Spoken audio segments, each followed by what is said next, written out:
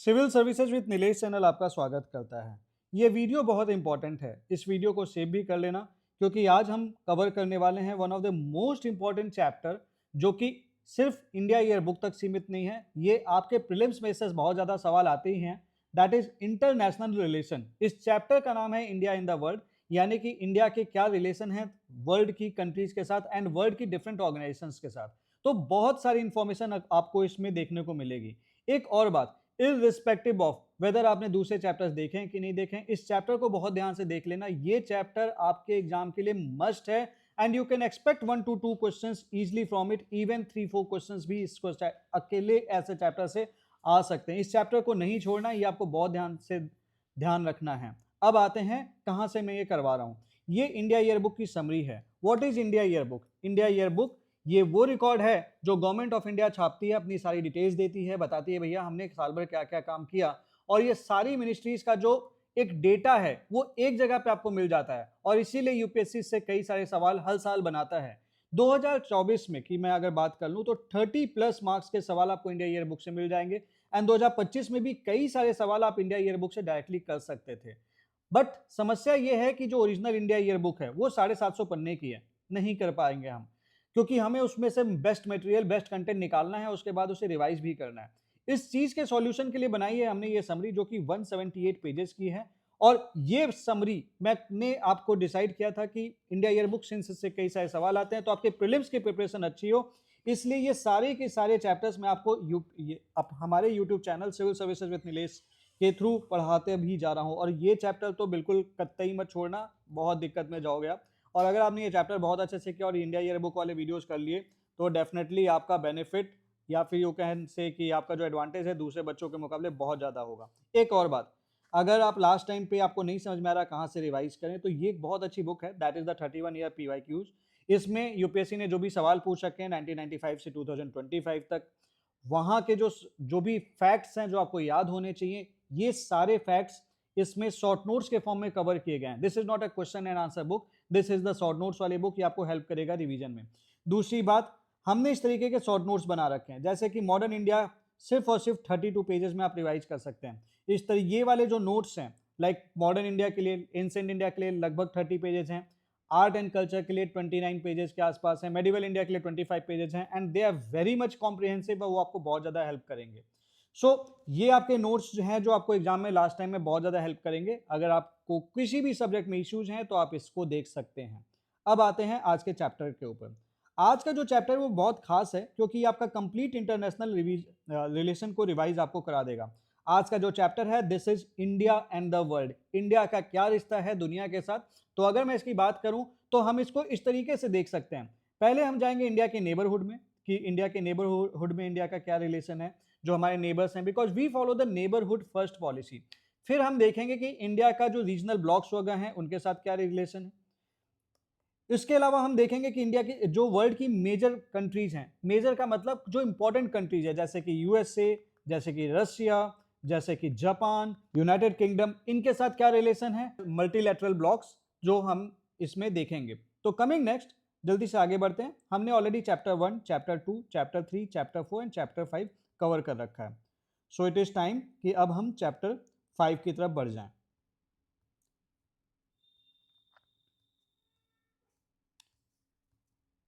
So coming here, India and the world, शुरुआत करते हैं। एंड एक मेरी आपको यहाँ पे और सलाह रहेगी, मैं आपको कई सारी ऐसी इंफॉर्मेशन दूंगा जो आपको यहाँ पे लिखी हुई नहीं मिलेगी, वो आपकी ओरिजिनल इंडिया ईयर बुक में भी नहीं लिखी हुई है, लेकिन वो फैक्ट्स पे सवाल यूपीएससी बनाता है तो आपको पता होना चाहिए। एंड दैट इज वाई आप अपना पेज, आप अपना कॉपी एंड पेन जरूर रखें अपने साथ में इस चैप्टर का वीडियो देखते वक्त। बीच बीच में आपको पॉज करने की जरूरत पड़ेगी, पॉज कर लेना, लेकिन ये वीडियो पूरा ध्यान से देखना और 2-3 बार रिवाइज जरूर कर लेना।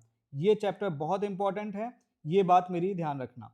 नाउ नेबरहुड फर्स्ट पॉलिसी, इसकी बात करते हैं। सबसे पहले क्या है neighbourhood first policy? Now this is the key principle of India's foreign policy, जो प्रायोरिटाइज करता है कि we should have a strong, friendly and the cooperative relation with our immediate neighbours. अब मैं इमीडिएट नेबर्स की बात कर रहा हूं तो उनके साथ रिश्ते सुधारने की बात कर रहा हूं, तो ऑब्वियस सी बात है कैसे रिश्ते, पॉलिटिकल रिश्ते, इकोनॉमिक रिश्ते, कल्चरल रिश्ते, security partnership, so that regional stability और शेयर्ड ग्रोथ बनी रहे। इस पॉलिसी के अंतर्गत हम किसको फोकस करेंगे? जाहिर सी बात है, we are going to focus Afghanistan, we are going to focus Bangladesh, we are going to focus Bhutan, we are going to focus Maldives, we are going to focus Myanmar, we are going to focus on Nepal, we are going to focus on Pakistan, and we are going to focus on Sri Lanka also. So neighborhood first policy. Then, so this is aimed at enhancing the physical connectivity, digital connectivity, and people to people connectivity in South Asia. And this is guided by the principle of Samman, respect, dialogue, peace, and prosperity. That is Samman, Samvad, शांति और समृद्धि। Then आते हैं अब एक एक करके। सबसे पहले आते हैं अफगानिस्तान के पास। एक चीज यहां पे आप ये भी समझ लेना, देखो सीधी सी बात है, अगर आपका कोई नेबर है वहां पे शांति है तो आपके यहाँ भी शांति होगी, और वहां पे खुद भूखमरी है, वहां पे खुद टेररिज्म है, तो वहां के टेररिस्ट आपको भी अफेक्ट कर सकते हैं। तो कहीं ना कहीं अगर आपके नेबरहुड में अगर रीजनल स्टेबिलिटी है, वहां की जो गवर्नमेंट है वो स्टेबल है, टेररिज्म नहीं है, लोग सही हैं, लोग भूखमरी से नहीं परेशान है, तो आपके देश के लिए भी कहीं ना कहीं वो अच्छा होता है। It is as simple as that कि जो आपके जैसे नेबर्स होंगे वैसा ही कहीं ना कहीं इंपैक्ट आपके ऊपर पड़ेगा। तो India supports trade and connectivity including the Chabahar port Iran. ये इंपॉर्टेंट है छाबर पोर्ट, अब इस साल के लिए तो और भी ज्यादा इंपॉर्टेंट हो जाएगा। तो छाबर पोर्ट क्या है? ये देखो, ये आपका Sistan Balochistan province of Iran में है, ये गल्फ ऑफ ओमान पे सिचुएटेड है, and this gives the direct access to the Indian Ocean. ये पाकिस्तान के ग्वादर पोर्ट, जो पाकिस्तान में ग्वादर पोर्ट है, उसका एक अल्टरनेटिव है। This is in Pakistan. अब चाबर पोर्ट इंडिया के लिए क्यों इंपॉर्टेंट है? Because we will be getting the access to Afghanistan and central Asia by passing Pakistan. तो पाकिस्तान से होते हुए जाने की जरूरत नहीं है, चाबर पोर्ट के थ्रू आप पाकिस्तान को बाईपास कर सकते हो। बिकॉज हम अफगानिस्तान को डायरेक्टली एक्सेस नहीं कर सकते क्योंकि हमारे पॉलिटिकल टेंशंस हैं। शाबर जो ये पोर्ट है, ये एक अल्टरनेटिव रूट प्रोवाइड करेगा हमारे अफगानिस्तान के लिए, सेंट्रल एशिया के लिए, देन वहां से कनेक्ट होते हुए, and then Russia and Europe through the INSTC corridor. And ये एक काउंटर है चाइना का ग्वादर पोर्ट, जिसपे चाइना इन्वेस्टमेंट करता है पाकिस्तान में। तो ग्वादर पोर्ट ये में जो पाकिस्तान में है, this is being developed by China under CPEC। So Chabahar port it helps to maintain strategic balance in the region, and this is the part of international north south transport corridor. So this connects India, Iran में Chabahar port है, then Central Asia, then Russia, and then Europe. Purpose simple सा है, to reduce the transport time and the transport cost compared to the traditional routes. तो 2022, तो this is something about the Chabahar port. फिर 2022 से बात कर लेते हैं। तो इंडिया की जो टेक्निकल टीम है, this is deployed in Kabul for humanitarian assistance. General बातें हैं। जनवरी 2025, ये टाइम याद करने की जरूरत नहीं है एज सच। इंडिया के foreign secretary he met acting foreign minister Maulvi Amir Khan Muttaqi in Dubai. Bangladesh से रिश्ते की बात कर लेते हैं थोड़ी सी। बांग्लादेश इंडिया का लार्जेस्ट ट्रेडिंग पार्टनर है साउथ एशिया में। अब कहीं पे अगर ये लार्जेस्ट वर्ड आ जाए ना, सुपरलेटिव वर्ड्स, तो ये याद रख लेना कि भाई कोई चीज अगर लार्जेस्ट वाला वर्ड आया है तो हमें वो उसको ध्यान रखना है। This is the largest development partner also. Bangladesh is the largest export destination for India in Asia in recent years. तो ये चूंकि ये जो भी लार्जेस्ट वर्ड है तो ये आपको ध्यान रखना है, इस पर सवाल बन सकता है। सीधा सीधा बोल देगा, लार्जेस्ट में किसी और को उठा के डाल देगा, नेपाल को उठा के डाल देगा, कोई और कंट्री का नाम डाल देगा और हम कंफ्यूज कर जाएंगे। India extended concessional credit $10 billion, ये इतना याद रखने की जरूरत नहीं है, ये याद रखना। ढाका देन की एंगेजमेंट, दिसंबर 2024 में foreign secretary visited Dhaka. Prime minister met professor Mohammad Yunus at 6th BIMSTEC summit. Now what is this 6th BIMSTEC summit? पहली बात ये हुई थी थाईलैंड में। BIMSTEC summit is what is BIMSTEC? BIMSTEC is bay of Bengal initiative for multi sectoral technical and economic cooperation. तो ये establish हुआ था 1997 में। इसकी मेंबर कंट्रीज इसकी मेंबर कंट्रीज पे सवाल आ सकता है। What are the member countries of BIMSTEC? तो ये आप नोट कर लो, आपके लिए मैं इसमें लिख दे रहा हूं, प्लीज नोट इट डाउन, इस पे सवाल बन सकते हैं। What are the member countries? That is Bangladesh, Bhutan, India, Myanmar, Nepal, Sri Lanka and Thailand. ध्यान दीजिएगा कि इसमें पाकिस्तान नहीं है, ना ही इसमें चाइना है, ये ध्यान रखना। और चूंकि इसमें पाकिस्तान नहीं है, तो BIMSTEC is seen as an alternative of SAARC. ये भी आपको लिए इंपॉर्टेंट है, आपको बस इतना बेसिक पता होना चाहिए। India offered cooperation to restore the property of film makers Satyajit Ray. तो सत्यजीत रे कौन थे? फिल्म मेकर थे, सिंपल सी चीज है। बट मेनली जो ये है वो ये इंपॉर्टेंट है एंड ये इंपॉर्टेंट है। Coming next about the Bhutan. Bhutan की बात कर लेते हैं। Bhutan, there are some key visits. King Jigme Khesar Namgyel Wangchuk and Queen Jetsun Pema, they visited India. Now, King visited India for Mahakumbh Mela. ठीक है, तो हमारा कुंभ मेला हुआ था, तो यहाँ पे आए थे. Then the Prime Minister of Bhutan, he visited India. He attended leadership conclave of School of Ultimate Leadership Seoul, inaugurated by Prime Minister Narendra Modi, and the King visited Assam. यहाँ तक सब कुछ ठीक है, बट इसके बाद वाला fact थोड़ा सा इंपॉर्टेंट हो जाता है. Now when he visited Assam, he visited the inland water ways terminal. Then what is this? So we have Jogighopa, this one, Jogighopa inland waterways terminal Assam. ये नेशनल वाटरवे 2 के ऊपर एसोसिएटेड है. देन इसका सीधा सा मतलब है कि this is on Brahmaputra river.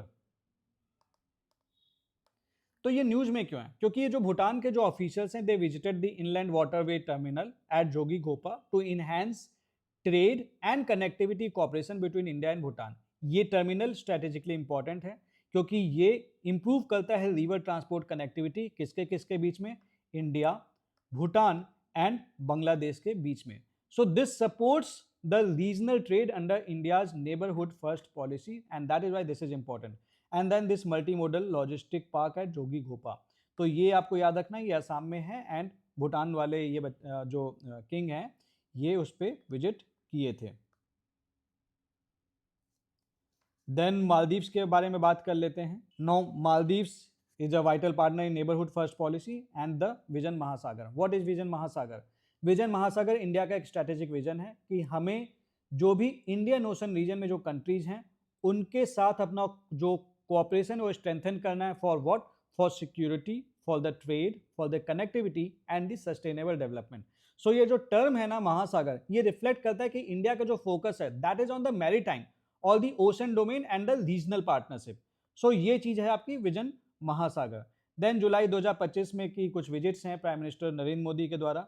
He jointly inaugurated Ministry of Defence building where at Male with President Mohammad Muizzu. Then development was welcomed. UPI adoption. So basically Maldives ने UPI को adopt किया है, ये ध्यान रख लेना. सवाल बन जाता है UPI, और वैसे अब बहुत सारी कंट्रीज अडॉप्ट कर रही हैं and India is a leader in that. Rupee card acceptance and then trade in local currencies. He attended 60th independence anniversary of Maldives and he is the first Indian Prime Minister to do so. तो जब भी prime minister की बात है and first वाली कोई चीज आ जाए तो वो इंपॉर्टेंट फैक्ट बन जाता है प्रीलिम्स के लिए. Then he release the commemorative stamps for 60 years of diplomatic relation. And then Maldives Foreign Minister Abdullah Khalil visited India in January 2025 and May 2025. तो मेनली इसमें UPI रुपए कार्ड ये फर्स्ट वाला एंड माले ये इंपॉर्टेंट हो जाता है. अब आते हैं थोड़ी सी म्यांमार के बारे में बात कर लेते हैं. म्यांमार इकलौता एक एशियान कंट्री है जो कि इंडिया को बॉर्डर करता है and this is the gateway to south east Asia. तो एशियान क्या है? This is the Asia association of south east Asian nation. 1967 में ये इस्टेब्लिश हुआ था. How it was establish? Through the Bangkok declaration. Bangkok declaration. अब इसकी member countries important हो जाती हैं. तो this are the 10 member countries, 10 south east Asian countries. और वो कंट्रीज हैं आपके Indonesia, Malaysia, Philippines, Singapore, Thailand, Bruny, Vietnam, Laos, Myanmar, Cambodia. एक और बात, 10 तो हैं और इस टाइम पे एक और ऐड हो गया है. ऐड कौन सा हुआ है? That is East Timor. ये इंपॉर्टेंट बन जाता है, इस पे सवाल आपके आ जाएंगे और आप गलती कर जाएंगे. ये 26 अक्टूबर 2025 को इसने इनको ज्वाइन किया. So now ASEAN does not have 10 members, it has 11 members. ये फैक्ट इंपॉर्टेंट है, इस पे सवाल बन जाएंगे और यहीं पे आप गलती कर जाओगे. East Timor is the part of the ASEAN and India is the 4th largest trading partner of Myanmar. India launched operation Brahma for the earthquake relief. इस छोटे छोटे चीज़ों पे सवाल बन जाएंगे, जैसे ऑपरेशन सद्भावना पहले पूछ रखा था यूपीएससी में। इसी तरीके से जैसे ये ऑपरेशन ब्रह्मा है, ऑपरेशन ब्रह्मा क्या है? This is the humanitarian relief and rescue mission, जो कि इंडिया के द्वारा लॉन्च किया गया था। वाई? टू असिस्ट म्यांमार, क्योंकि वहां पे आया था अर्थक्वेक, 7.7 मैग्नीट्यूड का अर्थक्वेक आया था मार्च 2025 में। तो ये बेसिकली ये दिखाता है कि India is the first responder in the neighbourhood, and ये नेबरहुड फर्स्ट पॉलिसी को रिफ्लेक्ट करता है। तो ऑपरेशन ब्रह्मा इंडिया ने कहां पे लॉन्च किया था? This was a humanitarian assistance for where? For the Myanmar. ये याद रख लेना, दिस वर्ड आपको ध्यान रखना है। Then coming to Nepal, and I hope आप ये नोट करते चल रहे होंगे, क्योंकि अगर आपने ये नोट नहीं कर रहे हैं तो आप बहुत बड़ी गलती कर रहे हैं। प्लीज नोट इट डाउन, और अगर नोट नहीं कर रहे हो तो कम से कम 3-4 बार वीडियो देख लेना, आपको ऐसे ही याद हो जाएगा। नेपाल पे आते हैं। नेपाल प्रायोरिटी पार्टनर है आपका नेबरहुड फर्स्ट पॉलिसी पे। की engagement, prime minister he met the prime minister KP Sharma Oli at the 6th BIMSTEC summit.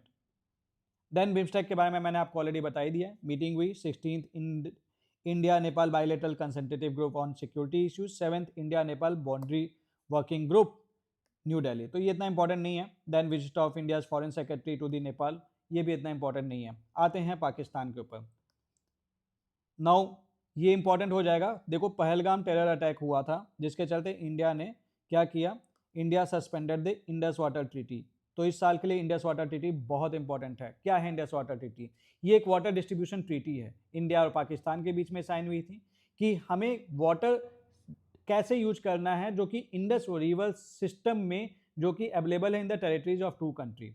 ये जो ये ट्रीटी है, ये इंडिया और पाकिस्तान के बीच में नेगोशिएट हुई थी with the मेडिएशन of what? With the मेडिएशन of world bank. And ये साइन हुई थी कराची में 1960 में। ये साइन हुई थी किनके द्वारा? By the Indian prime minister Jawaharlal Nehru and the Pakistan president Ayub Khan. तो ये क्या करती है? देखो, जो भी आपकी इंडस रिवर है उसकी कुछ जो ट्रिब्यूटरीज हैं उसको डिस्ट्रीब्यूट करती है कंट्री में, इन कंट्रीज में, कि भैया तुम कौन कौन सा रिवर का पानी होगा यूज कर सकते हो। तो नाउ इसने क्लासिफाई किया that there are 3 eastern rivers, 3 western rivers. Eastern river कौन कौन सी हैं? The eastern river are Beas, Ravi and Sutlej, and western river is Indus, Chenab and Jhelum. So ये कहता है कि इंडिया का जो कंट्रोल है, इंडिया का कंट्रोल ईस्टर्न रिवर्स पे रहेगा, और पाकिस्तान का जो कंट्रोल है वो वेस्टर्न रिवर्स पे रहेगा। पहली चीज तो ये कहता है। एंड इसने ये भी एक बात बोली कि India will receive control of रफली 20% of the total water that is carried by the rivers, while Pakistan will receive 80%। So this treaty allows India to use the water of western river. मतलब ये जो वेस्टर्न रिवर, इसका हम पानी तो use कर सकते हैं, but for the limited irrigation use and unlimited non-consumptive uses such as power generation, navigation, floating of property, fish culture, etc. So ये थोड़ा सा अच्छे से पढ़ लेना, इस साल सवाल इस पे बन सकता है। इंडस वाटर ट्रीटी इंपॉर्टेंट है। Then there is the closure of integrated check post at Atari, revocation of travel under SAARC visa extension scheme वगैरह। तो देखो, ये सब चीज़ें तो होती हैं भाई, तुम अटैक करोगे तो तुम कुछ भी करोगे, हम ऐसा थोड़ी बैठ के देखते रहेंगे। There is the cancellation of visa, there is the declaration Pakistan military attache persona non grata. क्या मतलब होता है ये टर्म ही समझ लेना। पहली बात, पहली चीज समझना कि what is persona non grata. ठीक है, देखो, पर्सोना नॉन ग्राटा एक लैटिन टर्म है, इसका मतलब है an unwelcome person, an unwelcome person. Diplomacy में जब एक कंट्री डिक्लेयर करती है किसी फॉरेन डिप्लोमेट को पर्सोना नॉन ग्राटा, इसका सिंपल मतलब क्या है कि भैया जो तुम्हारा डिप्लोमेट है, this is not accepted in our country, so आप चले जाओ हमारा देश छोड़ के इमीडिएटली, या फिर जो टाइम हम आपको दे रहे हैं। Now what about this military attache persona non grata. So military attache के बात पहले कर लेते हैं। तो military attache these are the defence official who are posted in embassies, किस लिए? To maintain the military relation, share defense information, improve cooperation between the armed forces. So Pakistani military attached that are posted in the Pakistani High Commission in India, they are the military attached persona non grata. तो अगर India ने जैसे कि Pakistani military attache persona non grata declare किया, तो इसका usually मतलब क्या होता है कि that there is the diplomatic tension, there is the dispute, allegations हैं कि that you are trying to do espionage, misconduct and there is the violation of the diplomatic rules. So इसमें सिंपली बोला जाता है डिप्लोमेट्स को please leave India. Legal basis is Vienna Convention on Diplomatic Relations. So a country has the right to reject foreign diplomat without giving detailed reason if they declare this one. Then we reduced the High Commission staff from 55 to 35. Then बात करते हैं श्रीलंका की. It's as simple as that. We are simply saying water and blood cannot flow together. तुम terrorism फैलाओगे तो हम तुम्हें भैया बहुत ज़्यादा इज्जत नहीं दे पाएंगे, sorry. So this is as simple as that. Then the prime minister दिसंबर 2024 में president of Sri Lanka he visited India. April 2025 prime minister Narendra Modi visited Sri Lanka. तो ये फैक्ट इतना इंपॉर्टेंट नहीं बन जाता है प्रीलिम्स के लिए, आपके इंडिया ईयर बुक में दिया था इसलिए बस मैंने डाल दिया है. इंडिया यूएस रिलेशन के बारे में अब बात कर लेते हैं. Now India and USA they share a comprehensive global strategic partnership. इसके बारे में अभी हम थोड़ी सी बात करेंगे जब हम रशिया पे आएंगे, ताकि आप समझ पाओ कि डिफरेंस क्या है. Now there is the cooperation through 2+2 ministerial dialogue. Now 2+2 ministerial dialogue this is between India and USA. And यहाँ पे क्या होता है, defence and foreign policy coordination की बातें होती हैं. तो फॉरेन पॉलिसी, तो defence minister and foreign minister बातचीत करते हैं. Then this is 2+2. Then you have I2U2. तो I2U2 की बात कर लेते हैं. तो ये इसके जो मेंबर्स आपको याद होना चाहिए, India, Israel, UAE and USA grouping. This is for economic and technology cooperation. And then you have the Quad. Quad में कौन कौन सी कंट्रीज आती हैं, India, USA, Japan and Australia. This is for the Indo Pacific security. So basically इन countries के नाम याद कर लेना जो जो इसके मेंबर्स हैं. And what is this 2+2 ministerial dialogue. Then there is high level visit and engagement, like Prime Minister Narendra Modi, he visited USA, first visit after inauguration of President Donald Trump. Key outcome, ये बस outcome याद रख लेना. Target to double bilateral trade to USA, US $500 billion by 2030 under the Mission 500. तो ये question पूछ लेगा तो ये याद रख लेना, what is Mission 500. ये आपके लिए इंपॉर्टेंट हो जाता है. तो देखो जो जो इंपॉर्टेंट है वो मैं मार्क करते चल रहा हूँ, इसको बस नोट करते चलना. यहीं पे सवाल बन जाते हैं, यहीं पे हम गलती कर जाते हैं. छोटी छोटी इन्फॉर्मेशन है, सवाल कभी भी आ जाते हैं, गलती नहीं करना है, क्योंकि आप ये इंडिया ईयर बुक वाला वीडियो देख रहे हो. देखने के बाद गलती करोगे तो ये अच्छी बात नहीं होगी. Then you have the prime minister hosted vice president JD Vance in New Delhi, reviewed progress of bilateral cooperation. Then other key engagement, external affairs Mr. S. Jaishankar visited USA. Then he represented India at swearing in on President Donald Trump, who is the 47th president of Donald Trump, attended Quad foreign meeting in Washington for the free, open, stable and prosperous Indo-Pacific. Now this Quad, इसके member countries का नाम याद रख लेना जो मैंने अभी आपको बताया था. और यहीं पे चलो टेस्ट कर लेते हैं. देखो अभी बताया था ना, वीडियो को बैक मत जाना, पॉज करना और कमेंट करके मुझे बताओ कि क्वाड के मेंबर्स कौन कौन से हैं. प्रैक्टिस करते चलो. सो डू कमेंट कि who are the members of Quad. This is your task. तो साथ ही साथ टेस्ट भी होता जाएगा, थोड़ी सी आपकी मेमोरी पावर भी चेक होती जाएगी, आपके लिए काम भी आएगा. देन इंडिया रशिया की बात कर लेते हैं. India Russia, the bilateral ties are termed as special and privileged strategic partnership. Now अभी थोड़ी देर पहले मैंने एक टर्म यूज किया था, कॉम्प्रिहेंसिव ग्लोबल स्ट्रेटेजिक पार्टनरशिप, याद है. और हमने बोला कि इंडिया का यूएसए के साथ ये वाला रिश्ता है. सेम चीज हमने रशिया के साथ नहीं बोली. It means there is some difference. ये जो टर्म्स आप पढ़ते हो ना, इन टर्म्स के बीच में डिफरेंस है. देखो कॉम्प्रिहेंसिव ग्लोबल स्ट्रेटेजिक पार्टनरशिप ये एक थोड़ा ब्रॉडर टर्म है, क्योंकि ये कोऑपरेशन को कवर करता है मैनी ग्लोबल सेक्टर्स में. जबकि जो आपकी special and privileged strategic partnership है, ये मेनली रिफ्लेक्ट करता है that there is deep and trusted bilateral strategic relationship, specially it's very strong in defence. So ये वाला जो है this is wider, global and multi sectoral. ये वाला जो है this is deep trust and that is mainly defence.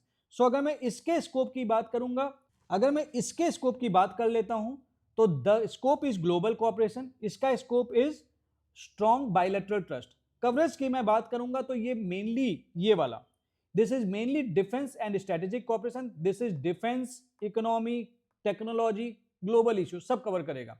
तो ये बहुत ब्रॉड है and this is the modern partnership. ये ट्रेडिशनल पार्टनरशिप है लेकिन गहरी पार्टनरशिप है, जैसे कि इंडिया एंड यूएसए, जैसे कि इंडिया एंड रशिया. तो ये इसके बीच डिफरेंस है. Just know the difference. आपको टर्म्स अगर आए तो कभी भी ऐसे बढ़ के आगे बढ़ जाया करिए, थोड़ा सा उसको समझ भी लिया करिए कि ये टर्म है क्या। देन की डेवलपमेंट्स की बात कर लेते हैं। Now there is the visit of Denis Manturov, who is the first deputy prime minister of Russia. He visited India and co-chaired 25th session of India-Russia Intergovernmental Commission on Trade, Economic, Scientific, Technological and Cultural Cooperation, along with the External Affairs Minister in New Delhi. So ये कहाँ पे हुई थी? It happened in New Delhi. Then अगस्त 2025 के engagement की बात कर लेते हैं. There is visit of Mr. S. Jaishankar, Dr. S. Jaishankar, who is the External Affairs Minister of India, to Russia. They co-chaired 26th session of India-Russia Intergovernmental Commission on Trade, Economic, Scientific, Technological and Cultural Cooperation. तो खैर इस पे बड़ा मुश्किल है कि वो सवाल पूछेंगे कि भाई कौन कौन को चेयर किया था. Meeting held with president Vladimir Putin and first deputy prime minister Denis Matrov. Then the discussion with Sergei Lavrov, who is the Russian counterpart, there is a possibility of opening new Indian consulate in Kazan and Yekaterinburg. India और Europe के अब रिश्ते की बात कर लेते हैं थोड़ी सी. तो देखो यार, एक सिंपल सी चीज समझना, जो जनरल विजिट है, आते जाते रह रहे हैं, तो वो सारा कुछ ध्यान नहीं रखना है. जो जो आपको याद रखना है वो मैं स्पेशली आपको बताते चलूंगा, टेंशन मत लेना. Now external affairs minister, he visited Italy and he participated in the group of 7 foreign affairs outreach session. तो यहाँ पे एक वर्ड आ रहा है G7. G7 क्या है ये हमें ध्यान रखना, ये इंपॉर्टेंट है आपके लिए, क्वेश्चन के लिए, मतलब इसमें सवाल बन सकते हैं एंड सिंपल पूछेगा वेदर इट इज इंटरगवर्नमेंटल और not. G7 is the intergovernmental political and economic forum which consists of 7 countries which are Canada, France, Germany, Italy, Japan, UK and US. Additionally, जो आपका यूरोपियन यूनियन है, this is non enumerated member and this is organized around the shared values of what? Pluralism, liberal democracy and representative government. G7 members जो हैं, they are the major IMF advanced economies. तो ये याद रख लेना, इसमें ये इसके मेंबर्स इंपॉर्टेंट है, आपको ध्यान रखना है. United kingdom minister for Indo Pacific visited India. First India Albania bilateral consultation in Tirana. कहाँ पे हुआ था? तिराना में हुआ था. ऐसे बड़ा मुश्किल है कि ये वाला पूछ लेगा, बट सिंस दे रखा है तो पता तो होना ही चाहिए. Fourth India Bosnia and Herzegovina foreign office consultation in Sarajevo. Then India France के ऊपर आते हैं. नाउ इंडिया फ्रांस की बात कर लेते हैं. देन जनवरी में 7th India France maritime cooperation dialogue happened in new Delhi. India France special task force on civil nuclear energy was co-chaired. India France foreign office consultations was held in Paris. We reviewed the India-France Horizon 2047 roadmap. Now this is important. You should know what exactly this is. ये इस type के जो terms होते हैं इस पे बनते हैं सवाल. देखो, जो India France horizon 2047 road map है, ये 25 साल का स्ट्रैटेजिक ब्लूप्रिंट है जो कि जुलाई 2023 में स्टैब्लिश हुआ था, गाइड करने के लिए bilateral relation toward the sanitary of India's independence. मतलब हमारे जो 100 साल पूरे होंगे. That is why this is 2047. 1947 को आजाद हुए थे, अब हमारा 100 साल कंप्लीट हो रहा है. तो अभी से लेके तब तक जो हमारे फ्रांस का जो रिलेशन है उसके लिए क्या स्ट्रेटेजिक ब्लूप्रिंट होना चाहिए, ये उस पर फोकस करता है. So it focuses on what? In enhancing defence, space, nuclear energy like civil nuclear, space, digital, artificial intelligence, people to people ties. So ये इंपॉर्टेंट है, इसलिए आप इसको ध्यान रख लेना. देन फरवरी 2025 की बात कर लेते हैं. Now the prime minister of India, he co-chaired the artificial intelligence action summit with president Emmanuel Macron in Paris. तो व्हाट इज दिस? क्या है ये आर्टिफिशियल इंटेलिजेंस एक्शन समिट? देखो, आर्टिफिशियल इंटेलिजेंस एक्शन समिट ये पेरिस में जो हुआ था ऑन इन फरवरी. नो, इसका सिंपल सा पर्पज है आर्टिफिशियल इंटेलिजेंस से क्लियर कि भैया आर्टिफिशियल इंटेलिजेंस का यूज जो है वो रिस्पॉन्सिबल हो, यूसेज वगैरह इस टाइप से हो कि भैया क्या कहते हैं कोई मिसयूज ना कर पाए, एटसेट्रा एटसेट्रा. इन जनरल ये बात है, यहाँ से क्लियर है. Now this was held in Paris. ये को चेयर किया गया था इमानुएल मैक्रोन के द्वारा and Indian prime minister Narendra Modi. 2025 का जो एआई समिट था, इससे पहले जो समिट्स हुए थे लाइक 2023 की बात कर लें तो this was held in UK. 2024 की बात कर लें, this was held in south Korea. 2025 वाला ये आपके सामने है पेरिस में, एंड 2026 वाला जो इसमें नहीं लिख रखा है, this was continued and this was held in Delhi. फरवरी में ही हुआ है, इसलिए ये इस साल के लिए इंपॉर्टेंट है। इसके बारे में थोड़ा सा गूगल भी कर लेना, अच्छे से पढ़ लेना। So we signed India France declaration on artificial intelligence 2025। क्या है ये? Basically India France declaration on artificial intelligence, this aims to foster safe, secure and trustworthy artificial intelligence which promote human development. And जाहिर सी बात है, this is co-chaired by Prime Minister Narendra Modi and President Macron. So this pact actually emphasizes what? Democratic AI standards, inclusive data sets and leveraging AI for sustainable public interest goals. So ये general चीजें हैं, but इसको बहुत अच्छे से कर लेना, इस पे सवाल इस साल आ सकता है। Then joint statement दिया गया, we have the 10 outcomes like we will be coordinating in technology, innovation, nuclear energy, triangular cooperation, environment, culture, people to people ties, bilateral dialogue on disarmament and non-proliferation held. Then you have the Indo-European Union. Then there is the visit of this Ursula von der Leyen with the College of Commissioners. Second, India-European Union Trade and Technology Council meeting in New Delhi. Outcome this. ये इतना important नहीं है, इसे हम छोड़ देते हैं, आगे बढ़ जाते हैं। यूनाइटेड किंगडम्स की बात कर लेते हैं। यूनाइटेड किंगडम में external affair minister visit and he visited UK, free trade agreement negotiations got resumed. आगे बढ़ते हैं। Consulate general of India was inaugurated where? In the Manchester, ये ध्यान रख लेना। देन जून 2025 की बात कर लें, 17 foreign office consultations in new Delhi, strategic export and technology cooperation dialogue was held and we welcomed the conclusion of free trade agreement negotiation and double taxation avoidance convention। ये थोड़ा सा समझ लो कि डबल टैक्सेशन अवॉइडेंस कन्वेंशन क्या है। ये देखो एक एग्रीमेंट है, दो कंट्रीज के बीच में है। ये इंश्योर करने के लिए कि कोई पर्सन या कंपनी इन दोनों कंट्रीज में सेम इनकम पे टैक्स ना दे रही हो। पता चला 30% ये भी टैक्स ले रहा है, 30% ये भी टैक्स ले रहा है, तो भैया बचाओगे क्या, खाओगे क्या, कंपनी कैसे चलाओगे? तो इस चीज के लिए there is the double taxation avoidance agreement. Tax देना है लेकिन एक कंट्री में देना है। सो डबल टैक्सेशन होता है जब सेम इनकम दो कंट्रीज में टैक्स की जाती है। जैसे कि अगर एक इंडियन कंपनी है, this is earning the income in USA, so income हो सकता है कि यूएसए में टैक्स हो जहां पे इनकम अर्न है, सेम इनकम इंडिया में भी टैक्स हो सकती है because this is the home country. Now this double taxation avoidance agreement this prevents this problem. So ये चीज है। देन जुलाई 2025 की बात कर लें, then prime minister visited UK and they sign the comprehensive economic and trade agreement. So India UK comprehensive economic and trade agreement ये 2025 में एक्चुअली साइन हुआ था।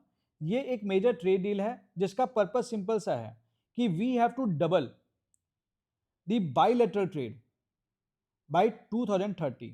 ये आप याद रख लेना, मतलब जो टारगेट है वो टारगेट पे पता क्या बनाएंगे, वो सवाल बनाएंगे और सीधे सीधे टारगेट का ईयर चेंज कर देंगे, 47 डाल दिया, कुछ और डाल दिया, तो ये गड़बड़ हो जाता है। तो इसका पर्पस सिंपल सा है, it provides duty free access for 99% of the India's export to UK and so textile sector को बेनिफिट मिलेगा, लेदर सेक्टर को बेनिफिट मिलेगा, engineering goods and IT services को बेनिफिट मिलेगा, while definitely streamlining the professional mobility and protecting the intellectual property. This adopted India UK Vision 2035. Now this was announced in July 2025 by the Indian Prime Minister Narendra Modi that ये एक देखो 10 साल का strategic road map है। पहले हमने previously 2030 का road map दिया था। Now this anchors the BRISC partnership. BRISC, what is this? Business, research, innovation, science and knowledge. So ये बायलैटरल टाइज को शिफ्ट करता है from the buyer seller to co design and co produce the things particularly in defence tech and sustainable development. अब आगे बढ़ जाते हैं। So this finalize defence industrial road map, co design, co development and co production, and there is the interaction with the king Charles the third who is of United Kingdom. तो main चीज जो है वो ये है and ये है। अब आते हैं प्रेसिडेंशियल विजिट पे। सो our president Draupadi Murmu, she visited Portugal. Now this marked 50 year of diplomatic relation. Slovak Republic, this is the first visit in 29 years. 2 memorandum of understanding were signed including MSME cooperation. देन Brussels पे चले आते हैं, external affair minister he met European commission and European parliament leadership, first India European union strategic dialogue, ये word आ गया, क्या मतलब होता है इसका? देखो ये एक हाई लेवल मीटिंग है या डिस्कशन है बिटवीन टू और more countries to talk about important long term issues जैसे कि defence and security, foreign policy, trade and economy, technology and innovation, energy and summit. तो इससे कंट्रीज को हेल्प मिलती है to plan future cooperation and this strengthen their partnership.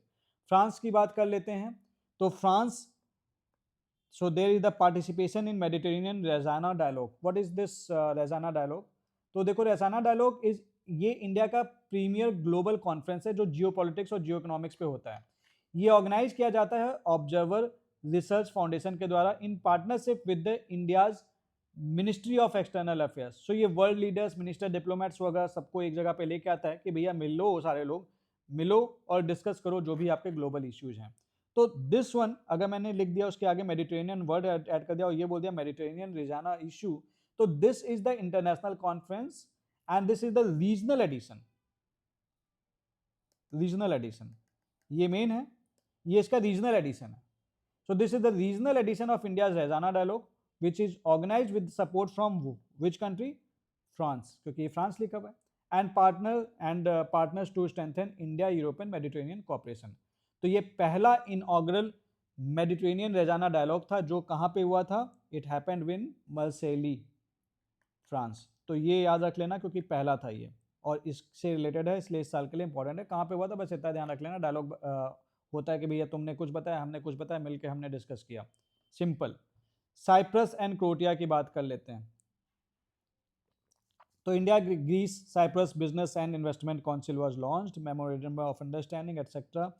ये इतना important नहीं है, आगे बढ़ जाते हैं इंडिया और जापान के रिलेशनशिप पे। तो India and Japan they share A special strategic global partnership. So foreign secretary he co-chaired first India Japan dialogue on economic security in Tokyo. Then external affairs minister he held bilateral meeting with foreign minister of Japan in Washington. Foreign secretary visited Japan, he delivered spotlight address at the second Azana Tokyo dialogue. Then आगे बढ़ते हैं इस पे। So this strengthened special strategic and global partnership. Bilateral foreign secretary vice minister dialogue that was held in New Delhi. Then you had the prime minister visit. Now Prime Minister Narendra Modi he attended India Japan Economic Forum with Prime Minister of Japan. 5 priority areas थे जो area of collaboration, that was the manufacturing, technology and innovation, green energy transition, next generation infrastructure and the skill development and people to people ties.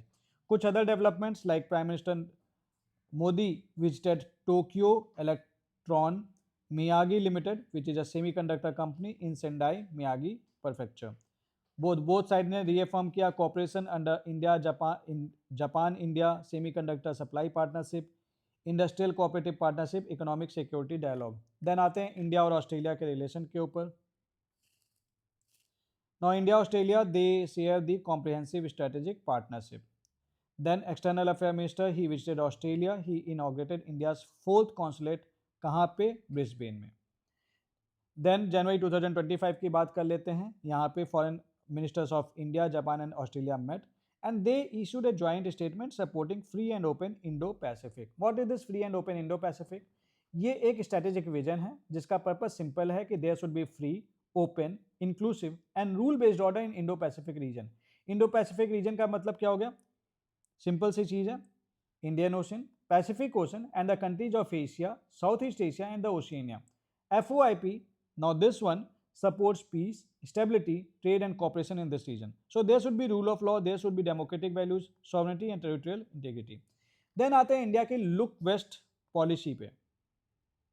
अब देख लो आपकी ये सारा मोर और less आपको revise कराता जा रहा है। लुक वेस्ट पॉलिसी क्या है? ये इंडिया की फॉरेन पॉलिसी अप्रोच है कि हमें जो कंट्रीज हैं वेस्ट एशिया में, which are the middle east, उनके साथ trade, energy security, investment, strategic cooperation वगैरह में जो रिलेशन है वो स्ट्रेंथन करना है। तो ये कॉम्प्लीमेंट करता है इंडिया की एक्ट ईस्ट पॉलिसी में। सो इंडिया है, इंडिया के ईस्ट में we do the act east policy and यहाँ पे हम एक्ट ईस्ट पॉलिसी करते हैं, यहाँ पे हम लुक करते हैं। तो this is look west policy. इसमें कुछ इंपॉर्टेंट कंट्रीज हैं जैसे कि आपकी UAE, Israel, Saudi Arabia, Iran, Qatar, Oman, Kuwait. So gulf countries are among the India top trading partners. दिसंबर 2024 की बात कर लेते हैं। So prime minister he visited Kuwait, and external affairs minister he visited Qatar and Bahrain. They attended the Doha forum, which is in Qatar. External affairs minister की बात कर रहा हूँ मैं, and co-chaired the 4th India Bahrain High Joint Commission and participated in 20th International Institute of Strategic Vision Manama Dialogue in Bahrain. जनवरी 2025 में क्या हुआ फिर? 19th India Iran Foreign Office consultations was held in New Delhi.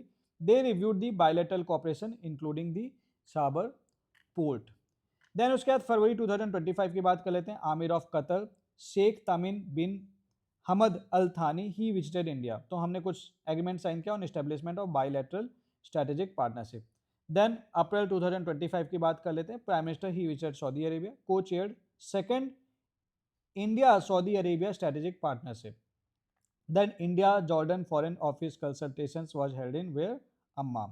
So they agreed to celebrate 75 years of diplomatic relation. May 2025, Foreign Minister of Iran, he visited India. He co-chaired 20th Joint Commission meeting. This marked the 75th anniversary of India-Iran Friendship Treaty. Now, August 2025 की बात करें, we had the 7th India-Kuwait Foreign Office consultations which was held in New Delhi. अब Africa के साथ रिश्तों की बात कर लेते हैं। इंडिया का एम है कि हमें डेवलपमेंट कोऑपरेशन वाला रिश्ता रखना है with the Africa based on convergence. Then we have the east and south Africa के साथ के बारे में कुछ दिया हुआ है। December 2024 second India Rwanda foreign office consultation, this was held in new Delhi. Then minister of state for external affairs Shri Kirti Vardhan Singh he met the foreign minister of Mozambique in Maputo. July 2025 Namibia, prime minister visited Namibia. ये थोड़ा सा important है, क्यों important है मैं बता दे रहा हूँ आपको, मैंने बाकी के लिए नहीं बोला लेकिन इसको बहुत अच्छे से कर लेना, अभी आपको पता चल जाएगा। Prime minister visited Namibia, this was the first bilateral state visit hosted by Namibian president after assuming office. He thank Namibia for चीता कंजर्वेशन प्रोजेक्ट, इसलिए इस साल नामीबिया बहुत इंपॉर्टेंट है। तो नामीबिया का ना मेरा आपको यही सलाह रहेगी, थोड़ी सी इसकी ज्योग्राफी पढ़ लेना, इसकी बाउंड्री कंट्रीज कौन कौन सी हैं। नाउ व्हाट इज दिस चीता कंजर्वेशन प्रोजेक्ट? ये सितंबर 2022 में लॉन्च हुआ था। प्रोजेक्ट चीता दुनिया का पहला inter continental large carnivore translocation project है, जिसका पर्पज ये है कि हमें अफ्रीकन चीता को इंडिया में रीइंट्रोड्यूस करना है, क्योंकि वो एक्सटिंक्ट हो गए थे 1952 में। ये लीड किया जा रहा है नेशनल टाइगर कंजर्वेशन अथॉरिटी के द्वारा, और इस इनिशिएटिव के अंतर्गत 20 चीता लाए गए हैं। कहाँ कहाँ से? नामीबिया से और साउथ अफ्रीका से। इन दो जगह से लाए गए हैं। कहाँ पे लाए गए हैं? कूनो नेशनल पार्क में लाए गए हैं, और ये कूनो नेशनल पार्क कहाँ पे? ये मध्य प्रदेश में है। और इसका फायदा भी ये भी हुआ है कि we have the 15 cubs which have been born in India by 2026। So ये इकोलॉजिकल रिस्टोरेशन का एक अच्छा एग्जांपल है, तो इसलिए ये बहुत इंपॉर्टेंट है, इसलिए इसको बहुत अच्छे से ध्यान रखना। Then Namibia joined the Coalition for Disaster Resilient Infrastructure. What is this Coalition for Disaster Resilient Infrastructure? ये एक इंटरनेशनल कोएलिशन है कंट्रीज का, यूनाइटेड नेशंस की एजेंसीज का, मल्टी लेटरल डेवलपमेंट बैंक्स का, प्राइवेट सेक्टर का, इन एकेडमिक इंस्टीट्यूशंस का। मतलब this is not inter governmental, ये कई सारे लोगों का मिलकर बनाया हुआ है, जिसका एम है कि हमें डिजास्टर रेजिलियंट इंफ्रास्ट्रक्चर प्रमोट करना है। इसका ऑब्जेक्टिव सिंपल है कि हम रिसर्च एंड नॉलेज शेयरिंग करेंगे in the field of infrastructure risk management, standards, financing and recovery mechanism. और ये और इंपॉर्टेंट इसलिए हो जाता है because this was launch by the Indian prime minister mister Narendra Modi. कब लॉन्च किया था? इन 2019 यूएन क्लाइमेट एक्शन समिट के दौरान, इसलिए इंपॉर्टेंट है, थोड़ा सा इसके बारे में बेसिक नॉलेज रखना। Namibia also join the global biofuel alliance, ये भी इंपॉर्टेंट हो जाता है। What is this global biofuel alliance? ये एक इंटर गवर्नमेंटल इनिशिएटिव है, ये याद रखना, इंटर गवर्नमेंटल है कि नहीं है, इस पे यूपीएससी सवाल बना देता है। तो ये इंटर गवर्नमेंटल, ये एक इंटरनेशनल इनिशिएटिव है जो कि प्रमोट किया गया है for the use of biofuel such as ethanol, biodiesel and sustainable fuels as an alternative to the fossil fuel. Mission simple है, to support energy security, climate change mitigation and the sustainable development. ये 2023 में announce हुआ था eight G20 new Delhi summit, इसलिए ये दिया हुआ है अभी भी। और ये इसलिए इंपॉर्टेंट भी है। तो ये 2023 में G20 न्यू दिल्ली समिट के दौरान अनाउंस हुआ था ऑन 9 सितंबर 2023, ताकि प्रमोट किया जा सके development and adoption of sustainable biofuels and relevant standards and certification दिए जा सके। So first country to sign licensing agreement to adopt UPI, Namibia. तो who is the first country to sign licensing agreement to adopt UPI? This is Namibia, इसलिए ये important है। इस साल के लिए नामीबिया इंपॉर्टेंट है, इसको बहुत अच्छे से कर लेना। जुलाई 2025 पे चलते हैं। Minister of state for external affairs Shri Pabitra Margherita visited Eswatini, Lesotho and south Africa. Lesotho में मेट किंग लेस्टी and the prime minister, led convince delegation to group of 20 and there is a development minister meeting in South Africa।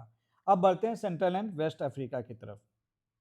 Central and waste Africa पे आते हैं तो prime minister visited Nigeria, this is the first visit in 17 years. फरवरी 2025 पे आ जाते हैं।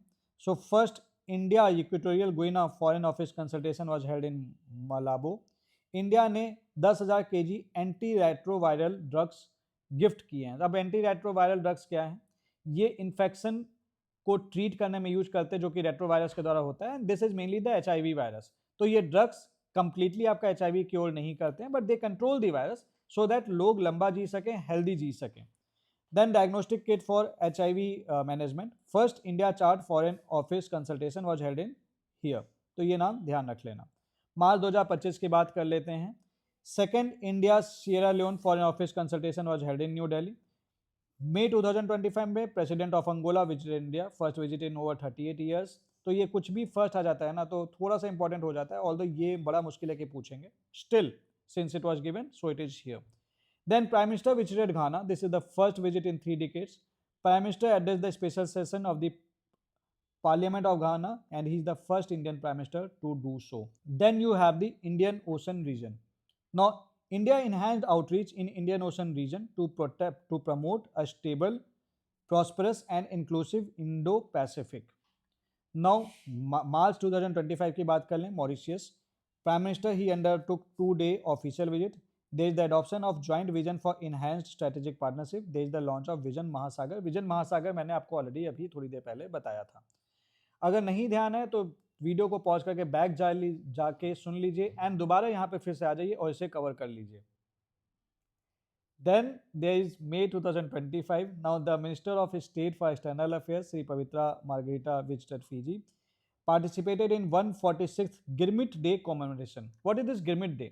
देखो Girmit Day, this is observed in Fiji to remember the arrival of Indian endangered laborers. उनको गिरमिटियाज कहते हैं। So they were taken to Fiji during the British colonial period. तो गिरमिट इस ये मिसप्रोनाउंसिएशन एक तरीका का from the word this agreement. So basically this refers to the contract that is signed by the laborers. Then you have this 24th Indian Ocean Rim Association Council of Ministers meeting which was held virtually. Then IORA के बारे में थोड़ा सा जान लेते हैं. You should be knowing this. This is formerly known as Indian Ocean Rim Initiative. अब इसको Indian Ocean Rim Association कहते हैं. And this is an international organization जिसमें 23 states हैं जो कि Indian Ocean को border करते हैं.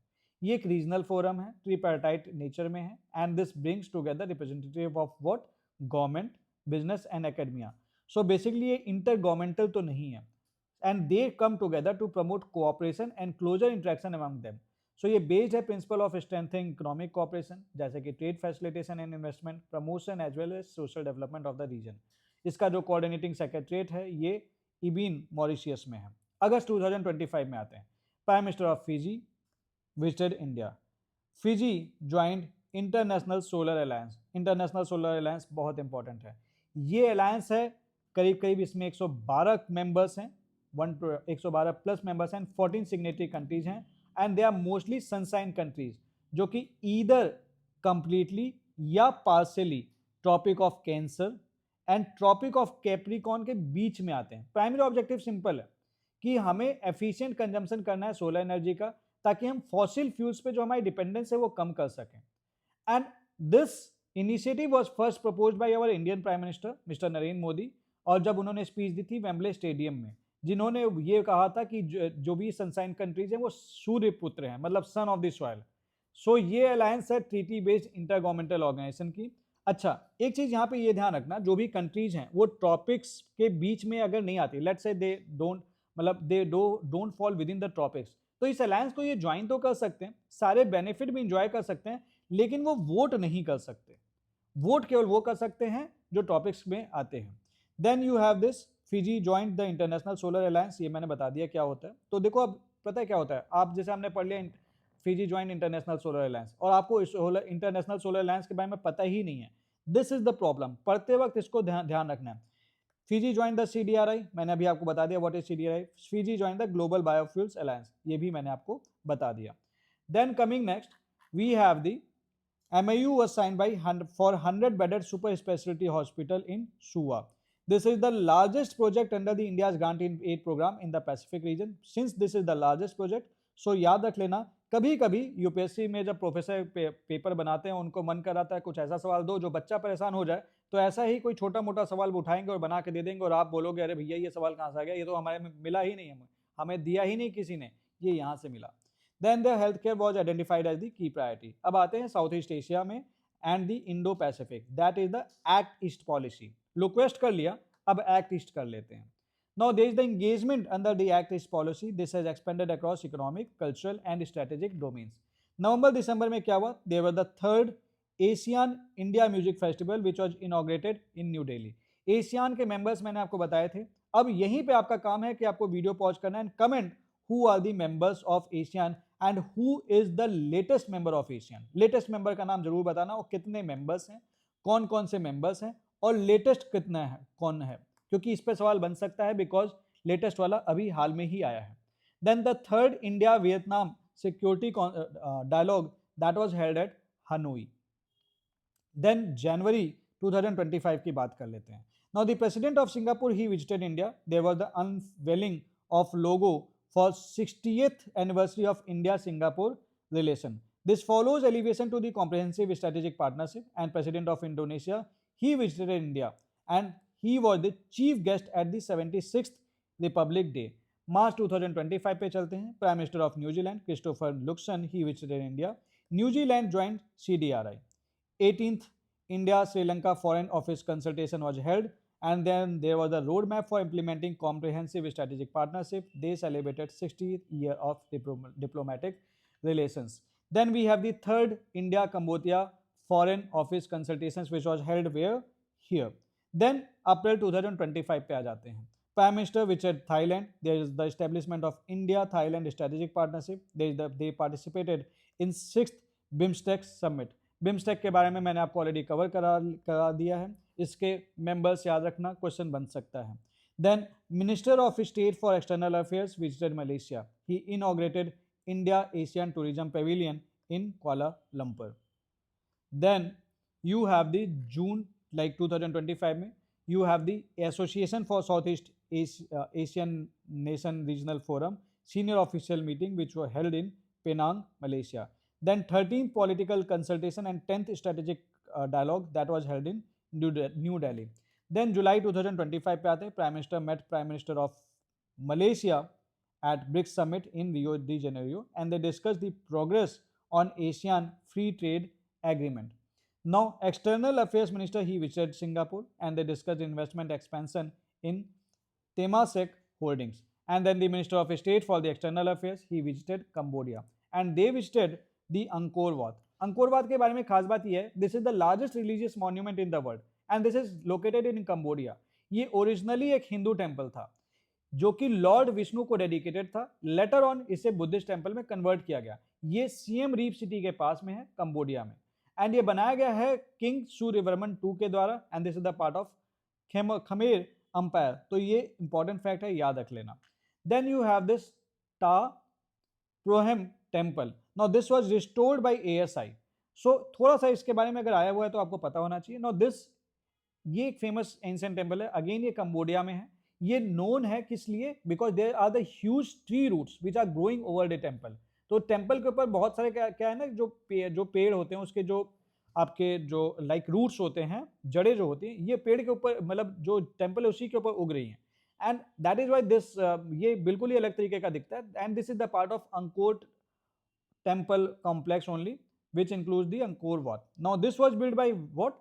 बाय किंग जयवर्मन 7, बार 12th या 13th सेंचुरी के आसपास ये बना था। Then visited Mekong Ganga corporation.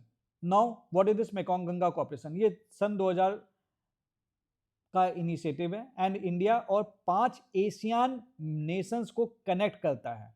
कौन कौन से 5 Asian? India plus 5 Asian nations which are they Cambodia, Laos, Myanmar, Thailand and Vietnam. Simple पूछ देगा कौन कौन सी कंट्रीज इंगेज हैं इसमें। To foster the cooperation, obvious सी बात है, वो टूरिज्म होगा, कल्चर होगा, एजुकेशन होगा, यही सारी चीजें होंगी, ठीक है। तो this is one of the key component of India's act east policy. Then there is the ministerial delegation from Singapore that visited India. This was led by the Deputy Prime Minister and the Minister for Trade and Industry. They attended third India Singapore Ministerial Round Table. India China के relation की बात कर लेते हैं। India China relation. Now the Foreign Secretary they visited Beijing. There is the meeting under the Foreign Secretary Vice Foreign Minister mechanism. This is based on the Prime Minister Narendra Modi, President Xi Jinping meeting which was held in Kazan in October 2024. Outcome ये था 2025 में there is the 75th anniversary of diplomatic relation to strengthen public diplomacy and mutual trust. ये general बातें हैं। फरवरी की बात कर लेते हैं थोड़ी सी, जो आपके external affairs minister met Chinese foreign minister Wang Yi on the sidelines of G20 Johannesburg में। देन आते हैं सीधे अगस्त पे, prime minister met president of China. ये इंपॉर्टेंट मीटिंग हो जाती है, कहाँ कब? During the SCO summit, this happened in Tianjin. तो SCO क्या है? ये एक permanent Eurasian intergovernmental political economic and security alliance है, 2001 में बना था by China, Russia, Kazakhstan, Kyrgyzstan, Tajikistan and Uzbekistan. Beijing में हेडक्वार्टर्ड है and it promotes the regional security, trade and cultural types. अब इस टाइम पे इसके मेंबर्स जो हैं वो 10 हैं, लेकिन now what are they are China, Russia, Kazakhstan, Kyrgyzstan, Tajikistan, Uzbekistan, India, Pakistan, Iran and Belarus. And 2 observer states हैं, अफगानिस्तान एंड मंगोलिया। सो इसलिए ये इंपॉर्टेंट हो जाता है। SCO के मेंबर्स याद रख लेना, सवाल कभी भी बन सकता है। प्राइमरी गोल सिंपल है, लॉजिकल भी है, to strengthen the mutual trust, maintaining regional peace and security, enhancing cooperation in economy, trade and technology. Now the prime minister met senior general Min Aung, then expressed hope for fair and inclusive election. Then you have the Chinese Foreign Minister Wang Yi visited India. They co-chaired 24th Special Representative Dialogue on Boundary Question with National Security Advisor. India raised concern on mega dam on Yarlung Tsangpo Brahmaputra. Emphasized transparency for the lower riparian state. China raised the Taiwan issue. Taiwan issue important है, ये ध्यान रख लेना, what is Taiwan issue. And इससे के अलावा mega dam वाला जो इशू है ये भी आपको पता होना चाहिए। देखो पहले इसको एक एक करके समझते हैं, ये दोनों इंपॉर्टेंट है, इसलिए इसको थोड़ा सा मैं आपको एक्सप्लेन कर दे रहा हूँ। देखो China 60,000 megawatt hydro power project बना रहा है, यारलुंग गोंगपो रिवर पे बना रहा है। इस रिवर को हम इंडिया में ब्रह्मपुत्र रिवर के नाम से जानते हैं। बांग्लादेश चले जाओगे तो आप इसी रिवर को आप जमुना बोलेंगे। अब 2021 में चाइना ने ये प्रोजेक्ट अनाउंस किया था। इस प्रोजेक्ट में 5 लगातार डैम बनाए जाएंगे इसी पे, and this is to be completed by 2030s. This is 3 times more powerful than the Three Gorges Dam, the world's largest hydropower station. की कंसर्न क्या है कि पहली चीज तो आप जो ये डैम बना रहे हो, this is situated in the seismically active Himalayan zone, जहाँ पे इंडियन और यूरेशियन प्लेट मीट करती हैं। तो ये रीजन ऑलरेडी हाई प्रोन है for the earthquake, landslide and flash flood. तो this can threaten the large scale displacement. तो जैसे कि आपका जो 3 जॉर्जेस डैम के चलते दिस डिस्प्लेस 1.3 मिलियन पीपल, तो ये भी कर सकता है। तो ये डैम एक तरीके का वाटर बम है एंड चाइना डैम को वेपनाइज कर सकता है to exert the geopolitical pressure on India, जैसे कि इंडिया ने इंडस वाटर ट्रीटी सस्पेंड किया following the Pahalgam terror attack. और कहीं ना कहीं ये चीज़ इंडिया के लिए बहुत फेवर में नहीं है। सडन पानी छोड़ दिया, इंडिया में फ्लड आ जाएगा और ये सारी दिक्कतें हो सकती है। तो इंडिया ने एक कंसर्न रेज किया है। दूसरा, चाइना ने को भी कुछ कंसर्न रेज करना था, तो वो हमेशा ताइवान वाला इशू रेज करते हैं। ताइवान इशू क्या है? ताइवान, देखो सिंपल सी चीज समझना, Taiwan refers to the political dispute between China and Taiwan over the Taiwan का स्टेटस क्या है। चाइना मानता है कि ताइवान चाइना का पार्ट है, ताइवान एक सेपरेट सेल्फ गवर्निंग कंट्री की तरह ऑपरेट करता है। तो ये डिसएग्रीमेंट जो है, this creates the geopolitical tension in the Indo Pacific region. Chinese civil war जो कि 1949 में हुआ था, तो जो गवर्नमेंट लूज की थी, that move to Taiwan. Mainland China बन गया people republic of China, Taiwan बन गया republic of China. Since then China claim करता है कि जो ताइवान है ये मेनलैंड चाइना के साथ इसको रीयूनाइट हो जाना चाहिए। अब करंट सिचुएशन समझते हैं। चाइना बोला है that there is one China policy, और ये मानता है कि जो ताइवान है this is the province of China. So this opposes the Taiwan independence. और ताइवान बोलता है कि yes I have my own government, I have my own military, I have my own currency, I have my own constitution. So बहुत सारे ताइवानी support एक separate identity की बात करते हैं। इंडिया का पोजीशन भी जान लेते हैं। India actually maintains a pragmatic one China policy. तो इंडिया वन चाइना पॉलिसी को फॉलो करता है। अब आते हैं यूरेशिया पे। तो India maintains close ties with the region, so there is the participation in multilateral forums. तो ये सारे हैं, इनके बारे में हमने वैसे डिस्कस कर ही लिया है। देन अक्टूबर 2024 there is the participation in SCO council of head of government meeting in Pakistan. मई 2024 की बात कर लें, there is participation in SCO council of foreign minister meeting in Kazakhstan. नवंबर 2024 की बात कर लेते हैं, तो minister of state for external affairs Shri Kirti Vardhan Singh visited Azerbaijan, attended COP 29। Armenia became the 104th full member of ISA। ये अलग से दिया हुआ है, इसको याद कर लेना, बहुत इंपॉर्टेंट है। दिसंबर 2024 की बात कर लेते हैं। Then president of national assembly of Armenia met vice president Jagdeep Dhankhar, and this is the second India Iran Armenia trilateral consultation was held, bilateral consultation was held with Poland। जून 2025 की बात कर लेते हैं। So foreign minister of Kazakhstan, Kyrgyzstan, Tajikistan, Turkmenistan, Uzbekistan, they met the prime minister। They are briefed the on outcome of fourth India China Asia dialogue। Prime minister invites leaders for second India Central Asia to be held in India। अब India Latin America के रिश्ते की बात कर लेते हैं, Brazil की पे आ जाते हैं। तो prime minister attended group of 20 summit. He had talk with the president of Brazil and he supported the global alliance against poverty and hunger. अब ये क्या है? Now the Global Alliance Against Poverty and Hunger, this is a multilateral treaty. This was drafted by the federal government of Brazil. Brazil acted as the depository. So this discussed strengthening the India-Brazil strategic partnership। देन Guyana की बात कर लेते हैं। This Guyana participated in second India Caribbean community summit. तो Caribbean community क्या है? एक इंटर गवर्नमेंटल ऑर्गेनाइजेशन है। This is political and economic union of 15 member states, जिसमें 14 नेशन स्टेट्स हैं और एक डिपेंडेंसी है, एंड 5 एसोसिएटेड मेंबर्स हैं throughout America, Caribbean and Atlantic ocean. इसका प्राइमरी ऑब्जेक्टिव सिंपल है, इकोनॉमिक इंटीग्रेशन करना है, आपस में कोऑपरेशन करना है। So receive Dominica awards of honour, ये चीज़ आपको ध्यान रखनी है। तो prime minister he got received Dominica awards of honour. कौन सी कंट्री? गुयाना। देन फरवरी मार्च की बात कर लेते हैं। The minister of state for external affairs Shri Pabitra Margherita visited कहाँ पे? Uruguay. Represented India at swearing in of president Yamandu Orsi and vice president Carolina Cosse. Bahamas, there is the first ever bilateral ministerial visit. Met Prime Minister Philip Davis and Foreign Minister Frederick Mitchell. Then Barbados भी गए and Nicaragua भी गए। Then मई 2025 की बात कर लेते हैं। Foreign minister of Honduras he visited India. There was the joint inauguration of embassy of Honduras in new Delhi. Then president of Paraguay, जून 2025 की बात है, he visited India and there was the interest in collaboration with ISRO on CubeSats. CubeSats बाबा नाम सुनते होंगे, क्या होते हैं? ये मिनिएचर मॉड्यूलर सैटेलाइट्स है। इनका साइज बड़ा छोटा होता है, 10 इंटू 10 सेंटीमीटर, जैसा आपका स्केल है ना, ठीक है, आप स्केल सोचना, जो स्केल है वो भी 15 सेंटीमीटर का होता है। तो ये उससे भी छोटा लाइक एक सैटेलाइट है जो लो कॉस्ट एक्सेस देता है स्पेस को स्टडी करने के लिए, ताकि आप रिसर्च कर सकें, टेक्नोलॉजी को डेमोन्स्ट्रेट कर सकें और एजुकेशन के लिए यूज कर सकें। 1-1.5 किलो का होता है, छोटा सा बच्चा सा होता है, और इसे आसमान में छोड़ दिया जाता है रिसर्च के लिए। Then Paraguay, this became the founding members of the Global Biofuels Alliance. This is the 100th member of the International Solar Alliance. Then बात कर लेते हैं India Central America integration system virtual dialogue of cooperation that was held. Then जुलाई 2025 की बात कर लेते हैं, Trinidad and Tobago. Now the prime minister visited and MOU was signed. This became the first Caribbean country to adopt the UPI. ये याद रख लेना कौन सी कंट्री पहली कैरिबियन कंट्री है to adopt UPI. This is the Trinidad and tobacco.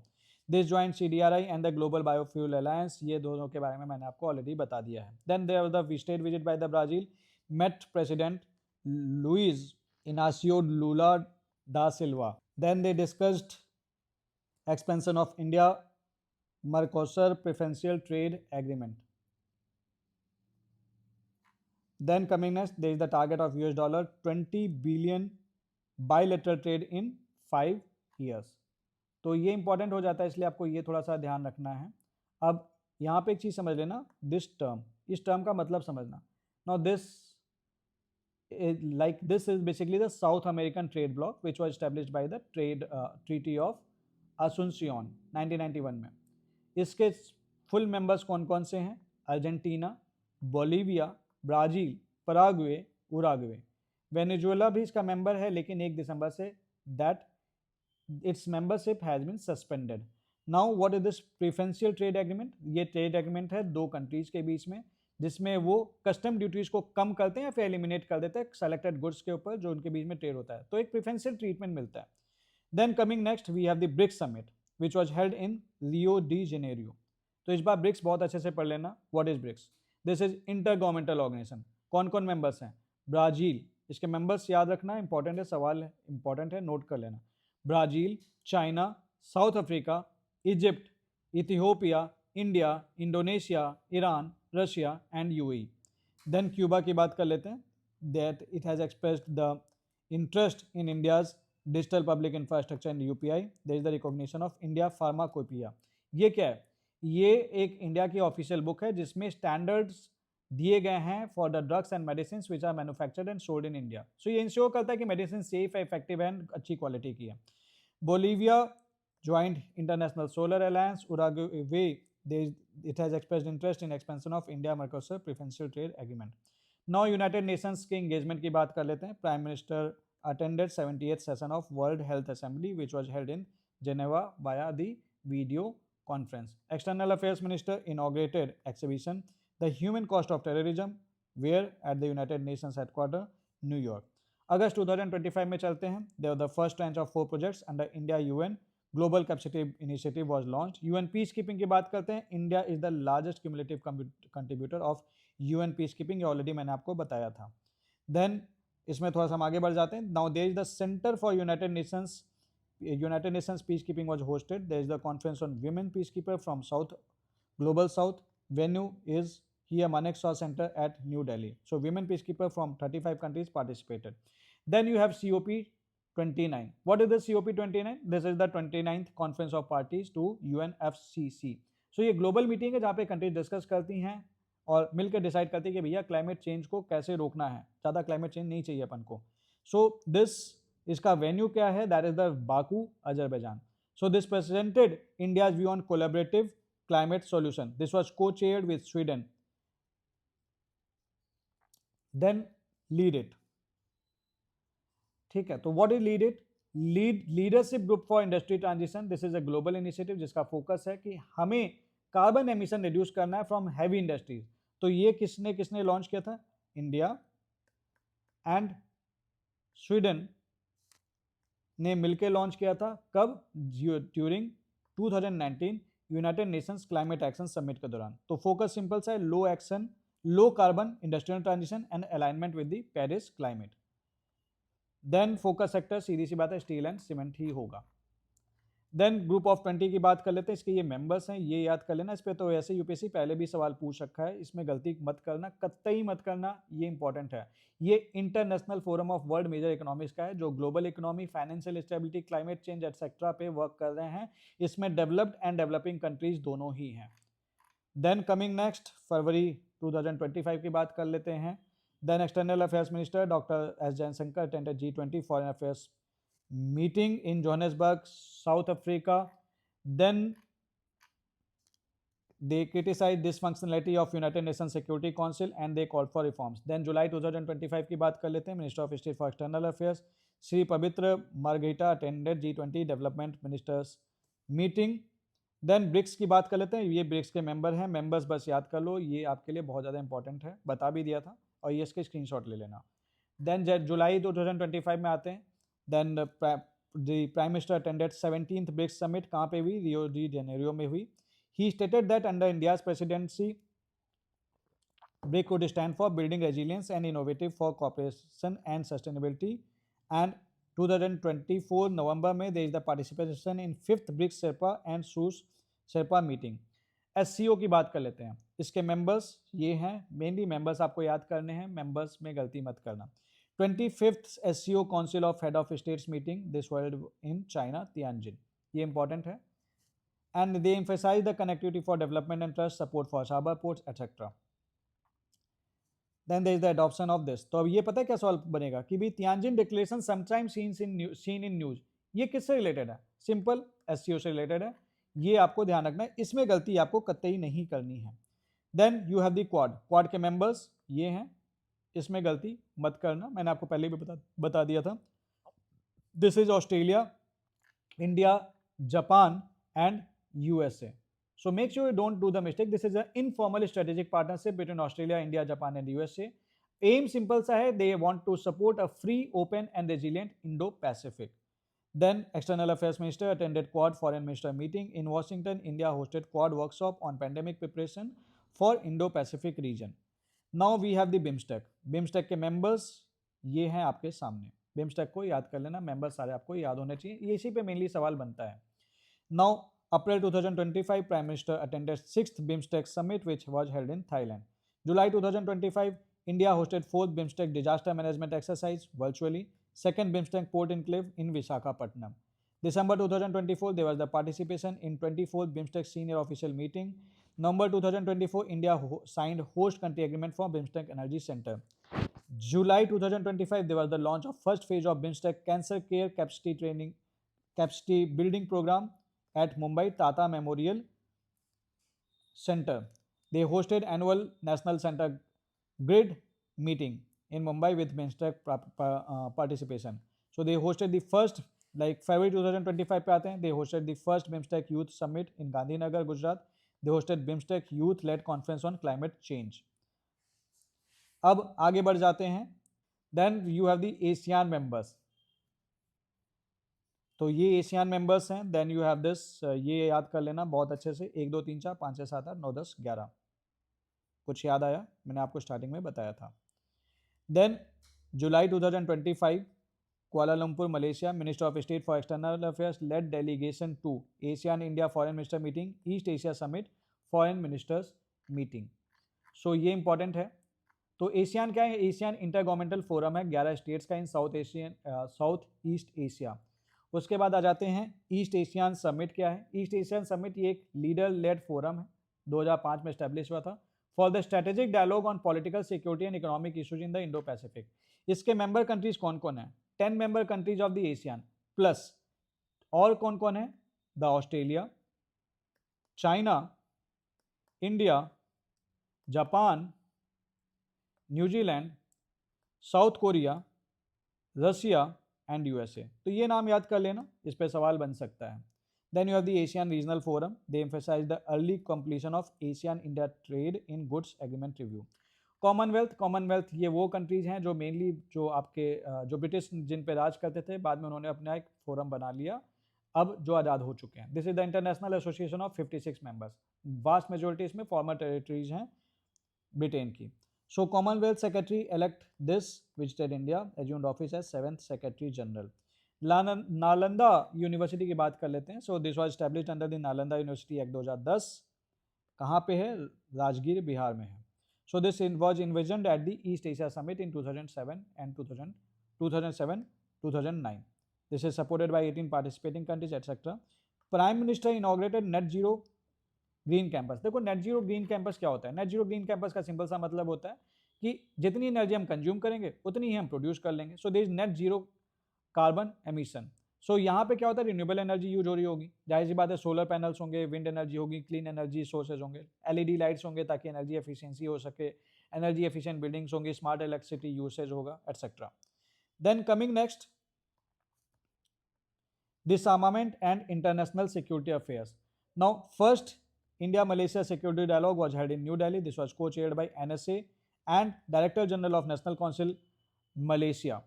Now, then फरवरी 2025 की बात कर लें, India with United Nations office for disarmament affairs they organise capacity building programmes on this United Nations security council resolution 1540।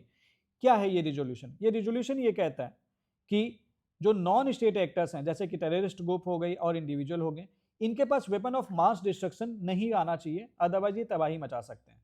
Weapon of mass destruction क्या होता है? जैसे कि nuclear weapon, chemical weapon, biological weapon. तो नॉन स्टेट एक्टर्स के पास नहीं आना चाहिए, क्योंकि ये नॉन रिस्पॉन्सिबल लोग मानते हैं उसको, उस चीज में। Then coming next about the cyber diplomacy. Cyber diplomacy क्या है? साइबर डिप्लोमेसी इसका मतलब है कि डिप्लोमेटिक एफर्ट्स को हम यूज करते हैं between countries to address issues which are related to what your cyber space, internet governance and digital security. Now countries cooperate करती हैं ताकि सेफ इंटरनेट यूज हो सके, there is the protection from cyber attacks and there is the responsible behaviour in the cyber space. तो इसमें ज़्यादा कुछ तो काम का नहीं है, if you go by it just take the screenshot. इसमें कुछ भी एज सच काम का नहीं है, मेनली आप ये जो प्लेसेस हैं इतना ये पूछेगा नहीं, बट इन जनरल आप इसे एक बार वीडियो पॉज करके रीड कर लीजिए। कमिंग नेक्स्ट, डेवलपमेंट पार्टनरशिप की प्रोजेक्ट्स। तो there is the trilateral power transaction Nepal to Bangladesh by India, ये इंपॉर्टेंट नहीं है। मोजाम्बिक में Jaipur foot artificial limb camp बनाया गया। बोलीविया में क्विक इम्पैक्ट प्रोजेक्ट वगैरह, इतना ये कुछ इंपॉर्टेंट नहीं है। आगे बढ़ जाते हैं, देख लेते हैं क्या क्या इंपॉर्टेंट है, मैं आपको बता देता हूँ। Then coming to humanitarian assistance and the disaster relief की बात कर लेते हैं। India has reinforced its role as the reliable first responder in the regional and global crisis. नवंबर 2024 की बात कर लेते हैं। इंडिया ने पहला consignment of food grains and eligible item भेजा सूरीनाम में for the social welfare programme. Second consignment भेजा फॉर द हीमोडायलिसिस। हीमोडायलिसिस क्या है? ये एक मशीन है जो कि फिल्टर करती है, ब्लड प्यूरिफाई करती है। जब पर्सन की जो किडनी है वो वर्क नहीं करती, तो एक तरीके की आर्टिफिशियल किडनी है, तो हेल्प कर रहे हैं हम दूसरे नेशंस की। देन फरवरी 2025 में the embassy facilitated return of 18 Indian nationals from Benghazi, Libya. Then March 2025, अब मार्च अप्रैल 2025 में आते हैं ऑपरेशन ब्रह्मा में। ये इंपॉर्टेंट है, ये वर्ड आ गया ऑपरेशन ब्रह्मा, इसलिए याद रख लेना। Now this was launched after Myanmar earthquake.